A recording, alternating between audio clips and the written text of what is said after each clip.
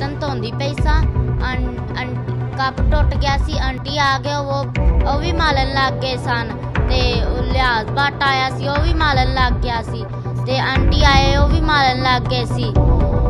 ਬੇਟੀ ਵੀ ਉਹਦੀ ਮਾਲਣ ਲੱਗ ਗਈ ਸੀ। ਮਾਲ ਕੇ ਸੋਟਿਆਂ ਨਾਲ ਅੰਦਰ ਢੱਕ ਦਿੱਤਾ ਸੀ।